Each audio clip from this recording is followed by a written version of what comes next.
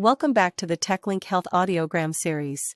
Recently, host Justine Reese and Dr. Rodney Simon had the opportunity to meet with Ageist founder David Harry Stewart to discuss the age of longevity and parallels to emerging Internet of Health Things connected devices, and surprisingly, the future of work. Here's a snippet of the conversation. So there's a few topics there at the core of the TechLink Health mission. And one is the ability to connect with experts and technologies that help meet health and wellness goals. Another vision is that people are living longer, as you say, and we need to find ways to not only remain physically healthy, but financially and professionally active as well beyond retirement age, which that age has changed, I think, dramatically. So let's start with the basics. Tell us about your work in exponential longevity. Well, exponential longevity. That's a big ask, Justine. Let's go for that incremental. Is. But let's poke away at it a little bit.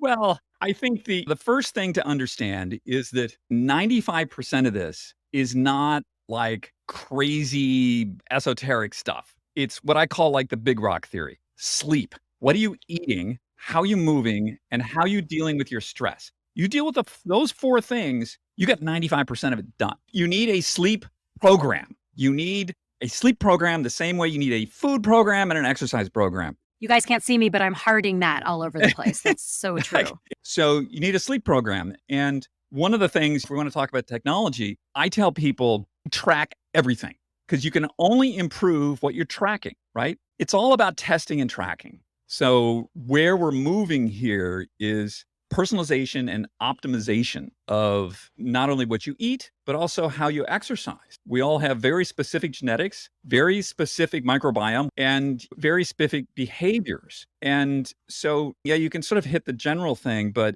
if you really want to know, you need to dial it in. But let's talk about the future and how super aging will change the relationship with healthcare practitioners. I'm already seeing this, patients bringing in like their cardia, emailing me or texting me through the portal, cardia monitoring of their heart rhythm or different kind of technologies. There is a risk there of oversupplying practitioners with data. And I think that's one thing that TechLink Health wanted to help out with is aggregating that data. I think that's a really interesting point. As we go forward, I do a huge amount of tests of all kinds of stuff. And the idea of having an overarching algorithm that like collates all this and then can understand that, I think would be great. More testing leads more data and somebody's got to like deal with it.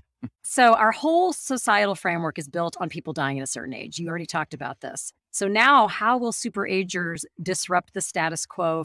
What implications does the future age of longevity have with regards to the future of work? Oh my God, huge. This is where we're going. Human lifespan has extended at about 3 years per decade since like 1850. But it's kind of a straight line. It's kind of linear. You get a war, it goes down. You get antibiotics, it goes up. But it's basically a line. But we're now at the point of something very different happen. So we're now moving from organ repair to organ regeneration. So imagine somebody who's 90 having the same mental acuity and physical abilities of somebody 45 today. That's where we're going. So that person, think about their economic output, think about their consuming. If we're leaving longer, healthier, that has a tremendous impact. People aren't going to be dying. They're going to be living longer.